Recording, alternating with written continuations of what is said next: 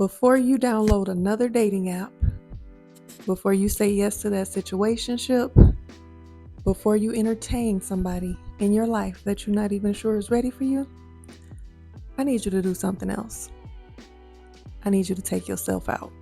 I'm serious. A real date, just you, no friends, not scrolling on your phone the whole time. Table for one, nurturing the most important relationship that you have in your life. And let me let you in on a little secret. This is not even just for the single girlies. Even if you're in a relationship, even if you're married, you can benefit from some things, but we're going to get into it. I'm Osha Cerese, your dream doula, supporting you on birthing the life, love, and business you desire. Make sure you like, share, comment, and subscribe. Today we're talking about why I feel more women should practice solo dating before, during, and after getting into a relationship. Let's get into this topic. Some of us are out here trying to find a partner before we fully met ourselves. And that most certainly will have you repeating cycles over and over again with different people. And we're not trying to do that. Now, one thing about me, I ain't gonna tell you nothing to do that I wouldn't do myself or that I don't do. So let me just give you a little bit of backstory about my own personal journey of solo dating. And I'm gonna be honest, it didn't start off intentional. I will say this, growing up as an only child, I have learned how to be on my own and enjoy my own company. But of course, I was always with my cousins, friends. Growing older, you have partners and different people that you want to spend time with. And you get to a point where you don't really exercise the free will to go out on your own. It's always like, who's down, who gonna pull up, who can I pull up to, what we doing, where we going. And it just becomes natural habit to always go out with other people. Some of my earliest memories of going out on my own was just pretty much being disappointed by people, either the person that I was dating or the friend group or whoever wasn't available. I remember going on solo dates feeling a little bit of resentment, maybe a little bit of bitterness, and feeling upset about people not being available to do the things that I want to do when I want to do them. A couple of times I took myself to the movies by myself, and I know for sure I was dating someone in those moments. But either they weren't available to do it, they didn't have the same interests, they just didn't feel like it was important to them.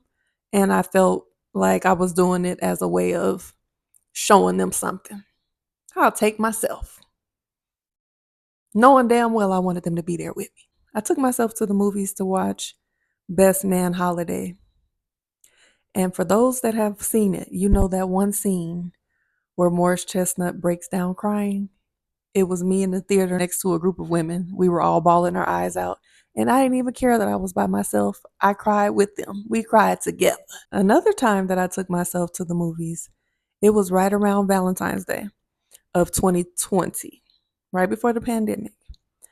And something about Valentine's Day really shows who you are dealing with when it comes to the romance department. They will either step up or have to step off. And in this case, he ended up having to step off. And this person I had been talking to for some months, we had been dating. I was dating him exclusively. I don't know what he had going on. But I remember expressing to him how I wanted to go see The Photograph with Issa Rae. He responded as if he was going to take me or, letting me know that, okay, cool, you want to go see that? Let's do it. In so many words. Maybe he didn't say those exact words, and maybe it was my fault that I didn't read between the lines that he wasn't that interested in taking me, but he definitely didn't say no. He was just like, okay. So Valentine's Day comes up. I'm like, what time should I be there? What time should I meet you at the theater? Should I come to your house and we ride together? What you want to do? And he like, I'm working, with no follow-up. Like, no, I can come at this time or let's go tomorrow, nothing. So I was like, you know what? Bet. I got dressed. I took myself and I was enjoying the movie, but in the back of my mind, I was feeling like, you know what? This is the exact experience I need right now. It definitely woke me up because The Photograph is a romance movie. I love a romance movie. I'm a stickler for that. And it showed me multiple things. It showed me, for one, okay, I'm not going to wait on anybody to take myself out. I'm brave enough to do it on my own. It showed me where his priorities were. And then watching the movie itself showed me what I wanted. Like, I want the type of love that I have somebody coming overseas to be with me or to go on a date with me, that's putting in effort, that's letting me know that they care about me, that's letting me know that they want to put in the effort to have a relationship. So, what am I doing with this guy? So, after that, I left the movie theater with the realization that I needed.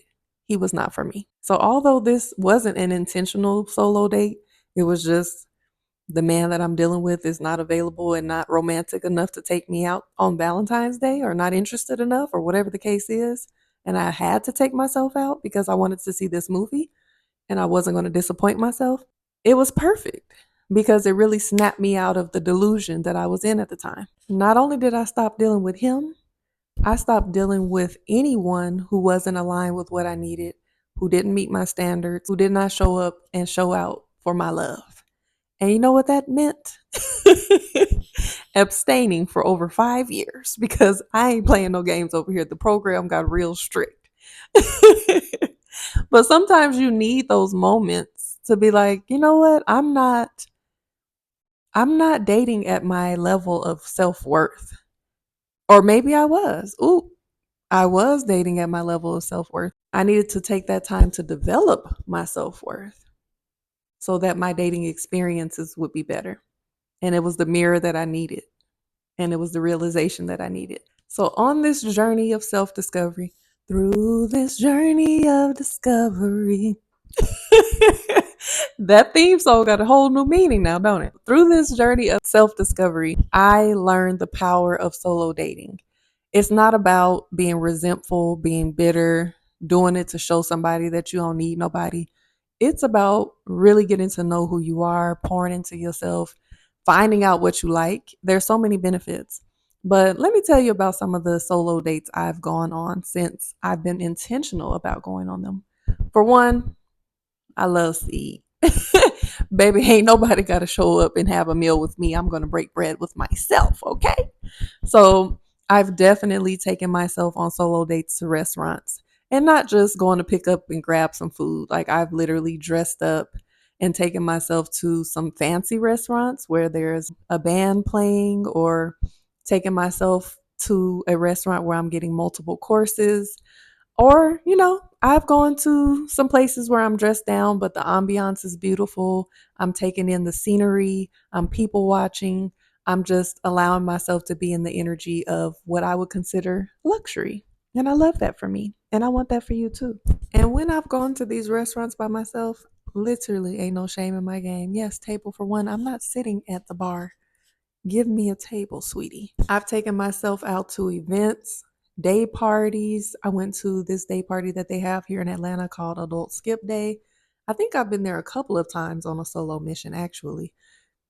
It gives me a chance to go out, hear some music, dance, get a drink if I want to, mix and mingle, meet new people. And if I want to rub shoulders with a man or meet a new man or whatever, I'm open to that as well. But I'm not going with the intentions of finding a man. I'm just going because I want to have me a good time, regardless of if anybody wants to join me or not. I went to another event by myself called Controllerize, and it's like music and movie screening. You can color, you can play video games, you can eat. It's lots of things to do. It was one of those situations where I honestly didn't see anybody else there that was solo, and I did not care. I saw a lot of people that were there with their homegirls, homeboys, groups, dates. I was minding my business, baby. I got me some stuff to color with.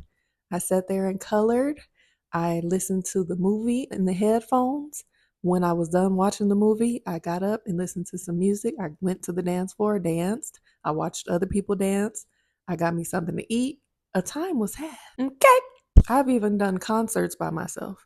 Now, this one particular concert that I actually vlogged about, I was there by myself for about the first 3 or 4 hours. And then my best friend and his wife, who was his fiance at the time, and her sister showed up. They stayed for a couple of hours and then they left, and I was back solo again. So it was a semi solo date. But while I was there by myself, I was people watching, I was enjoying the music. It was lots of couples there, it was lots of friend groups, and there was actually a woman that was there solo who was sitting right next to me on her blanket. We got to know each other. We was friends for the event. We became Instagram friends and it was a vibe. I've also been to a couple of solo dates at this location called Block and Drum here in Atlanta. One night they were having a salsa night and it was like you come during a certain time. They had lessons. I missed the lessons. I literally, as I was walking in, you could hear them wrapping up the lessons. I was so disappointed, but I stayed anyway and had an amazing time. They had a big band. They were screening a movie. It was a vibe. I danced the night away. Everybody there was friendly. I talked to a few people, but for the most part, I was in my own energy, minding my own business, and having a good time. Another time I went there, they were playing Anita Baker music all night, and she's my favorite female vocalist. It was nice. I had a seat. I was watching Love Jones on the screen, listening to music, and in my own energy, minding my own business once again. And it was everything that I needed. It felt good. I felt amazing. And honestly, some of these solo dates that I'm talking about, I was actually in a relationship or dating someone exclusively.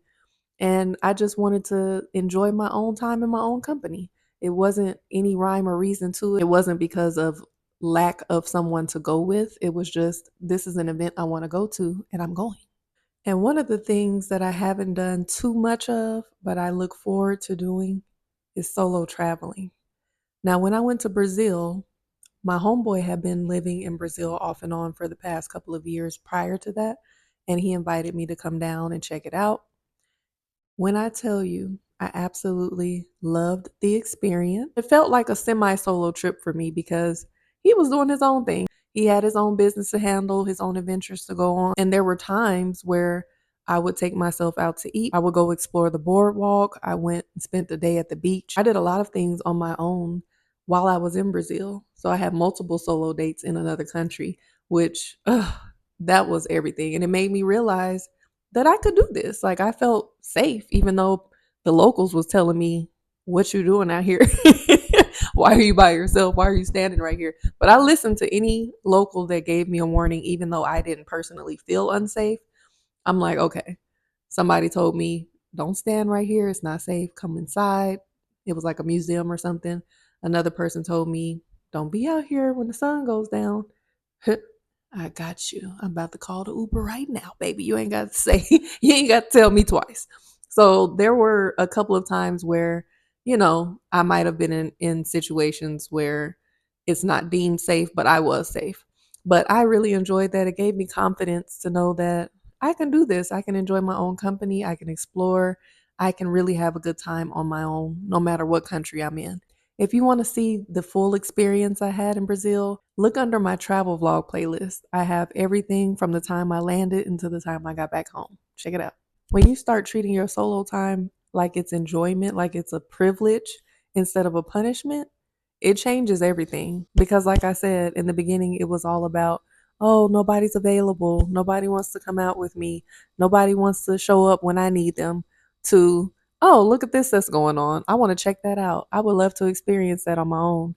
Or let me find something to do that doesn't require me waiting on anybody else. As I'm talking about this, I'm having a flashback to a time where I took myself out when I still lived in Denver. For whatever reason, my cousins weren't available to go with me on this particular night. And I was like, you know what? I want to go out. I'm going out anyway. And there was this event that I wanted to attend. And baby, I was looking real sexy, feeling real sexy, looking good, smelling good. I sat at the bar this time and I got a drink. I actually think there were a couple of times because I remember that night I had got a drink and I remember it was a song with Lil Wayne and Birdman. I can't remember which song it was, but whatever it was my song at the time. And when it came on, I got up and went to the dance floor and danced by myself. Had a little audience, but I wasn't worried about them. I was just enjoying myself. And I thought about it another time I went out and I remember it was like this upscale event that they were having at this club in Denver. And I remember going to the bar asking for a glass of Moscato. That was my little wine drink at the time. And the bartender was like, I don't have it by the glass, I only have it by the bottle. And so I was like, go ahead and let me get the bottle then. I don't know. I just felt like I was doing something. It probably only had like 2 glasses worth of drinks in that bottle. But I bought the bottle. I had that. I enjoyed my own company, did a few walkthroughs, spoke here and there, and had me a good time. That realization made me realize that I was thinking that I didn't start actually enjoying going out by myself until I moved to Atlanta. But there were times in Colorado when I was younger that I actually chose to intentionally go out on my own and I had a good time. One of the things that solo dating teaches you is what you actually like, what you actually enjoy. Because think about it, when you're going out with a group of people, your friends, your cousins, your folks, your siblings, it's usually a shared interest or something that somebody else has brought to the table, or somebody has invited you to this, or they suggested it. And when you're dating, usually the man is planning the dates, or you're considering what he would like as well, or he's considering something that he thinks you would like and he's suggesting it and taking you. So solo dating gives you an opportunity to be like, you know what, I want to check this out because I'm interested in it and I don't have to worry about anybody else's opinions, suggestions, desires. This is just something I want to try out. And then when you go, you could tell whether or not you like it or not. It might not be your cup of tea once you actually get there. It might be one of your favorite new things to do, and now you have something interesting about yourself that you can bring to the table in your friend groups and in your dating experiences that, oh yeah, I love to do these type of things. We forget that we have to explore things on our own or in life to be interesting. What do you have to talk about? What are you into? What do you do? And I'm not saying that you can't be a homebody and you don't have to always be outside. I get that because I am mostly a homebody myself and I'm not really in these streets like that either. But getting out and enjoying life is exciting for not only yourself, but just something to add to conversations in the future. Solo dating also helps you learn to make decisions without other people's input and actually trust those decisions. You ain't got nobody to ask, what you getting off the menu, or how's that food, did you try that before, or which way should we go, how should we do this, where should we park, where should we sit. Like, you got to figure it out, and you have to be you have to be the one to navigate your own experience. And I know that a lot of us have experienced relationships where we are the decision maker for the whole group, and it can be very taxing. And a lot of us want somebody to be able to take charge, make the decisions, handle it, lead. But in the solo dating process, you're in the driver's seat. And it's not necessarily a bad thing. It just allows you to trust yourself, trust your instincts, and try something new without anybody's added 2 cents. It might be a little awkward or uncomfortable for you in the beginning of your solo dating journey, but eventually you get comfortable with the idea of being seen alone. You're not embarrassed to say, yes, let me get a table for one. You're not embarrassed to be on a blanket by yourself. You're not embarrassed to be in the club on the dance floor. Like, what Lil Jon say? I do it so good, I don't need nobody else. Like, that's the energy that I'm in when I'm on the dance floor. I feel like, you know what? I don't need no hype person. I don't need nobody to to be here dancing next to me. If I want to get up and dance, that's what I'm about to do. If I want to sit at the table, sit at the bar, eat, enjoy my own company, I'm not worried about anybody else's opinion. And most likely, people aren't even thinking what you think they're thinking. Not thinking something's wrong with you, or you ain't got no damn friends, or what kind of creep is this out by themselves. They're thinking, like, I wonder what she's up to. She seems interesting, or they minding their own damn business. Get comfortable with the idea of showing up and being present in your own energy, being unbothered.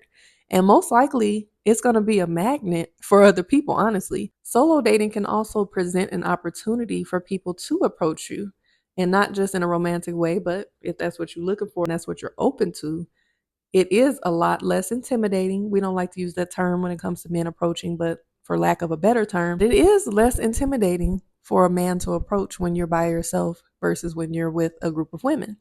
And also, I have been to restaurants and different places where I'm sitting alone where I meet new friends. Like, even if it's just a friend for the moment, like, hey girl, what you got? What you up to? What you get? What's that on the menu? Okay, cool. You been here before? Okay, where you from?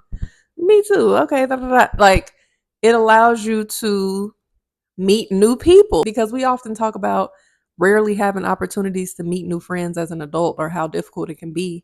Imagine you're out by yourself and there's somebody else out by themselves. Or I've even sparked conversation with women who are there with their other homegirls, and maybe we having a side conversation, or maybe I'm talking to the whole group. And even if we don't exchange numbers or exchange social media platforms, we're cool for the moment. We're enjoying each other's company in that moment. And it's really nice to meet new people. Also, like I was saying about being comfortable with being alone when I was in Brazil, like learning how to feel safe. I often talk about feeling safe in our bodies, feeling safe in the world. One thing I'll say about being out alone is that I'm extra aware. I'm always aware, but when I'm alone, the head is on a swivel. Okay. So it does also teach me how to feel safe when I am by myself, because I'm more aware and I make sure I do what I need to do to feel protected. People don't talk about how much solo dating is a confidence booster. It takes a lot of confidence to walk in with your head held high and your shoulders back and sashaying through a club or sitting at a table or dancing in a field at a festival or whatever it is that you're doing on your own. It does take confidence to get up and do that without somebody here on your side or somebody in the group or somebody hyping you up. Building confidence is something that you should always be doing. You should always be pouring into your self confidence. And this is a way to make sure that when you are dating and when you do start opening yourself up to love, that you're not doing it from a place of loneliness and desperation. You don't need a partner or somebody else to make your day. You don't need them to bring happiness and joy into your life. You don't need them to experience things in this world, because you do that already. They're an addition to that experience. They're an addition to your life. They're matching the energy that you're already vibrating on, okay? So keep building your confidence, keep being able to show up and not worry about who's there and who ain't, because you in the building. Okay. And what I've noticed as a coach, as a matchmaker, as an event curator, as a friend, a lot of people are trying to find partners before they fully like, know, and trust themselves. You're looking for a partner to fulfill all your needs, to be the person that comes and solves all the problems. You're looking for somebody to save you. And I'm not saying this from a place of judgment, because I've been that person before as well. You have to do the solo work long enough for you to actually know what you want, what you like, what you need, what you require, what kind of standards you have, what kind of boundaries you have, what kind of values you have. And a lot of people are rushing through this process, and that's why you're settling for less than what you deserve. You have to realize that you're whole regardless of your relationship status.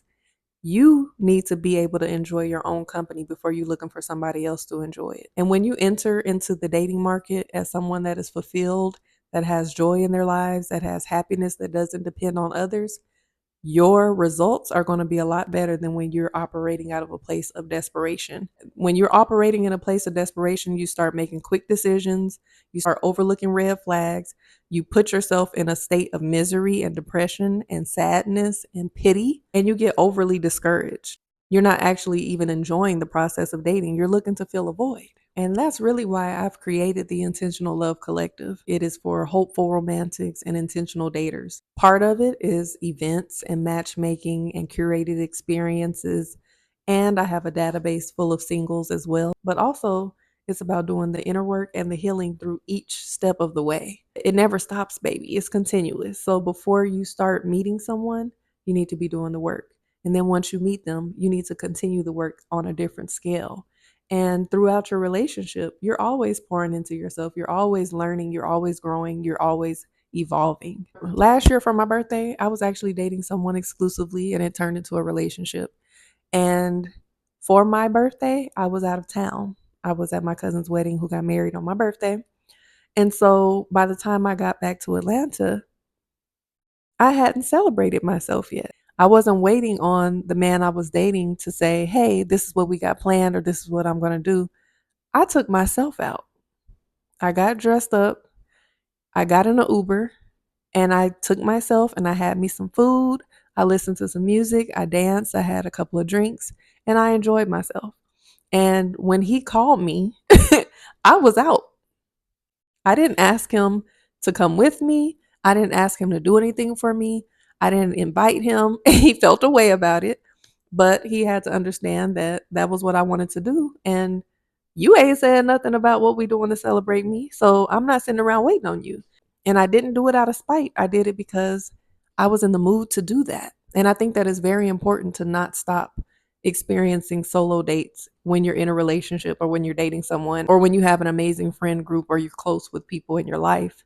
It's still okay to go out on your own and enjoy your own sense of individuality. One of the exercises in How to Beat Single Journal is to write down all of the things that you want to do. I'm giving you a little insight into the journal. You can grab your copy. Write down all the dates you want to do when you get into a relationship. Everything you want to do. Or if you're in a relationship, write down all the things you want to do with your partner. The next part of the exercise is to start doing some of those things on your own. Gotcha. That's your list. Start checking off some of those things and get on it now. If this is something that you haven't ever thought of trying or you've been scared to do, I invite you to step outside your comfort zone and take yourself out. You could start with something like coffee or a smoothie date. Take your laptop to a bar or restaurant. You can work and sit at a bar, or you can sit in a booth, go to a co-working space, go sit at a restaurant that has a patio outside and enjoy your own company, or go have lunch. Then you can graduate to a good old dinner, you know? And then you can graduate into a fancy dinner where you dress up, you smell good, your hair and makeup is done, and it's just for you. It's not for anybody else. If it's your birthday and nobody else has made plans for you, maybe make your own plans. You could do something like take a cooking class, take a candle making class. There's perfume making classes. There's so many things to do that everybody thinks they have to wait on somebody else to do it. No, ma'am. Another one of my services that you could benefit from, if this is something you struggle with, is taking my self-love workshop. It's called 5 Ways in 5 Days. It's about utilizing and incorporating the 5 love languages into your own self-love practices. And a part of those practices are taking yourself out and not waiting on nobody. So after you've done the coffee, smoothie, patio, sitting there co-working, the lunch, the dinner, the fancy dinner, take yourself out for your birthday or something like that, it's time to book a trip. It's time to do a little solo traveling. As long as we're safe and as long as we are protected, go ahead and book the class, book the trip, book the fun. Go out, have yourself a picnic in the park. Whether you have somebody to go with you or not, carve out a little time for some solo experiences. I promise you it's going to make you feel better, more confident. My point in all of this is the relationship with yourself is the most important and the longest relationship you'll ever have. Make sure you're pouring into it. Like, share, comment, and subscribe. I hope this resonated with you, and I hope you get out there and enjoy your own company. I'm going to talk to y'all later.